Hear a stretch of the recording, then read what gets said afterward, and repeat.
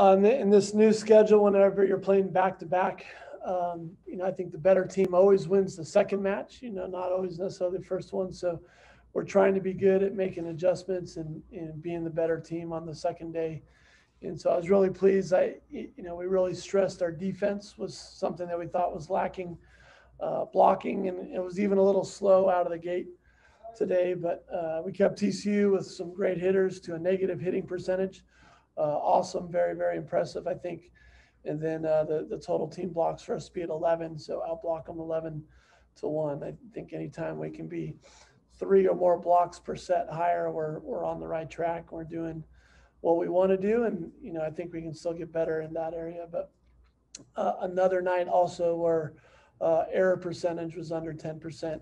So Callie's doing a good job running the show, and our hitters are doing you heard it last night, a good job managing their swings. So I liked our side out percentage. It was a little bit cleaner, but then more so I think the defense on the digs as well. We picked up a lot of balls. So Chanel and then Callie was actually making some good digs for us tonight out of right back. Got our middles going late, and these two were unstoppable. I will take questions. Bryce Cherry, go ahead. Yeah, Kara, first of all, just Coach, Bryce, repeat that. We were low on volume.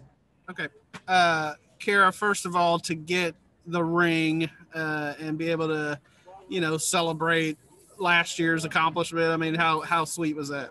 That was awesome. Yeah, definitely the cherry on top of the weekend that we had.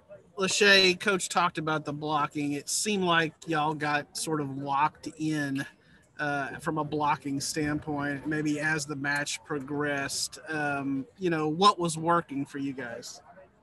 I think, that was our main thing we came into this match focusing on. And I think our focus as we got later on, it was just locked in, dial in. We kept talking to each other, kept staying aware of what everyone was doing. But yeah, I think we just really locked in later and focused on what we had to do and got it done.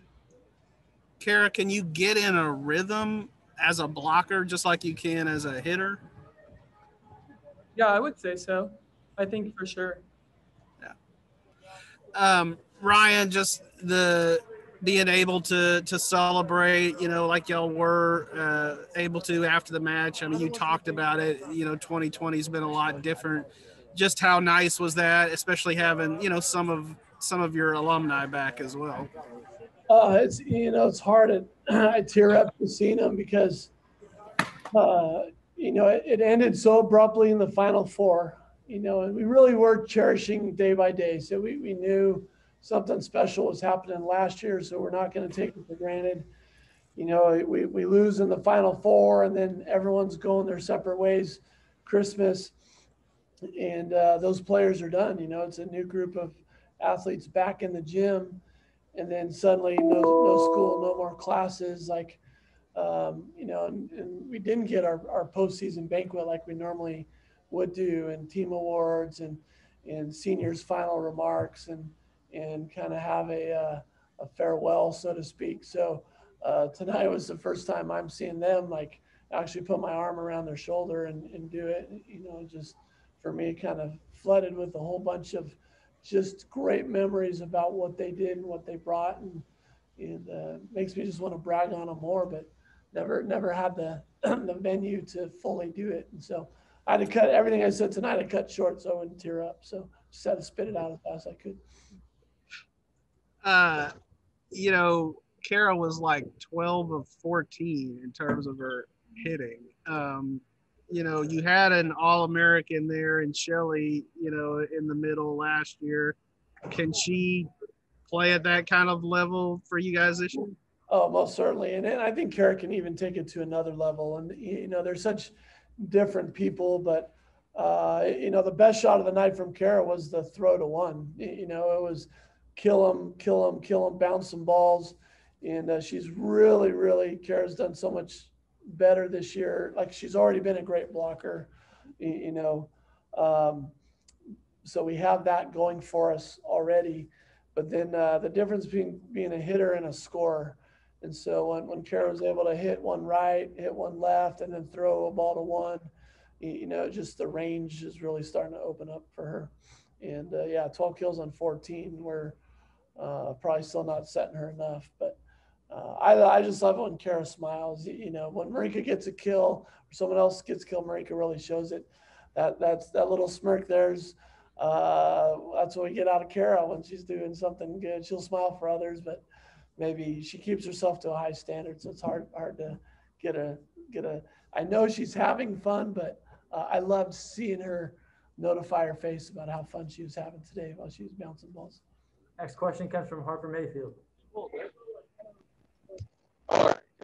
Tonight was y'all's 20th consecutive win in the Farrell Center. What do y'all think makes this such a tough environment for opposing teams to play in? You guys get that? No. Yeah. You're breaking up, but I think you said 20 straight wins in Farrell Center. What makes it a tough environment? Exactly, 20 I straight feel wins. like our crowd support is awesome. Like it felt like a huge crowd in there tonight, even though we're having to limit it and they're all spread out. But man, like I said the other night, so much different than what it felt like at Kansas. And so I really feel it doesn't impact our team. We're really trying to play for an audience of one, and that's who we are. But when something happens that we do well, it is more exciting. We talk about that being multiplied. But the serve and pass from our opponents in the Farrell Center, as much as we want to beat teams at their best, I'm not sure they're able to generate and always find it. And, I look at last year, because we just had 2 games this year, like just how teams are serving and passing in our gym versus the regular season. We tend to beat those marks. They serve, because maybe we're passing better at home.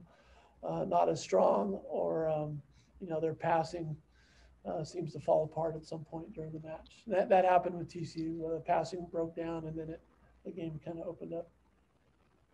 Definitely not. For the girls, Kelly had a double-double tonight for y'all. How much does a line like that help the team? You're breaking up. I heard double in there. That was about it. Callie had a double-double. How much does that help the team? Oh, that For makes. you I was guys? gonna say, if you want to get it in and out. Yes. No, that's huge. I think Hannah Sedgwick did good things for us last year.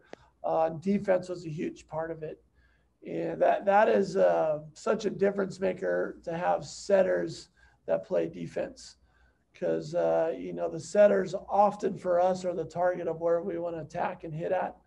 So just to know that we don't have a hole back there where teams can hit at our setters is great. So Callie did a great job on the defense. And then I think something you're going to start to see is, one of Chanel's strengths is her ability to set out a system. Callie digs it. I think as the year goes on, that's something that I think will separate us from others. Definitely. Now, I guess TCU got out to a bit of a hot start in the first set. How do y'all change things going forward? How do y'all change things going forward to adjust to that? You guys want to answer that one? You were breaking up again. Okay. TCU got off to a hot start. How do you change things going forward to avoid that? I think just watching film and focusing on everything that we can control on our side, staying locked in and communicating, I think is what made the difference. Even though they did get off to a fast start, we stayed head down and just kept pushing through, communicating what we needed to do on our side. Yeah, I think Lachey is right. We need to focus on our side and doing our job.